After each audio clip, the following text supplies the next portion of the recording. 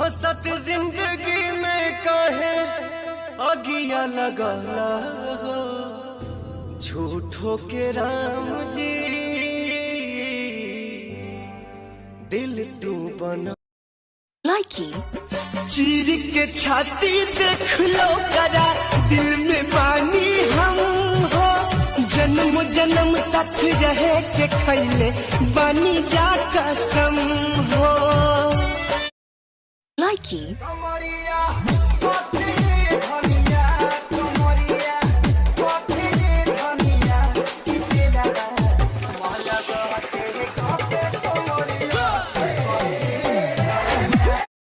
लाइकी हम तो हाई पढ़ल ससुर जी अनपढ़ आपकी डॉक्टर मांगीला जहिया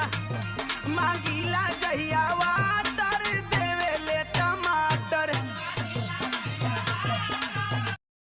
लाइकी जैसे जेल हो गए, खेल हो गई हो कवन खेल हो गई, डबल ड्यूटी वाला खेली कैसे खेल, दादा रे माथा फेल हो। लाइकी दुआरा पर बाजत होई डीजे, जिमी जिमी जिमी आजा आजा आजा, तोहरा दुआरा पर बाजत होई डीजे, होई दीवाना के कुर्ता लोरवे से भी। लाइकी हमरा के कहे तू बता देलू, तू मोटा जाइबा हो, खाइबा में हरी के हाथी का कोटा जाइबा हो।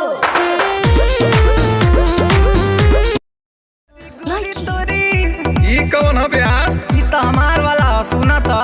हरी गोरी तोरी चुनरी बा येलो येलो, हाके मड़ैया में मजा ले लो, गोरी तोरी चुनरी बा येलो। लाइकी ये अकेली है जिसने मुझे आज तक धोखा नहीं दिया। लाइकी कब हमार मम्मी के दामाद मिलेगा,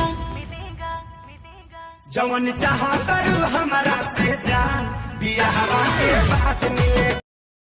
लाइकी